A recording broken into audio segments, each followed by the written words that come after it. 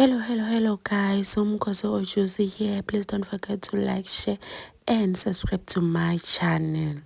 So over the Easter weekend guys, we all know Anele Mdoda from radio, TV nje, ugelo busy. So over the weekend we had stories ukuthi hayi ugelo uyashada. Then we said congra, hey, congra. Ugelo ushadile ke. But sis wakhe bekangekho at the wedding.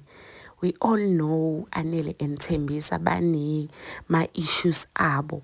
Anele naye bekangekho emshadweni wasis wakhe. So now Anele is also getting married. Thembisa is still not here emshadweni. Kusho ukuthi indzaba yalabo gela ngeke yaphela ne guys. Angeke yaphela. I wonder ukuthi balwiswa yini engake engaculileki. Bamndeni bayazalana, but they are not attending each other's family gatherings. They are not attending mishado like nje kumbi.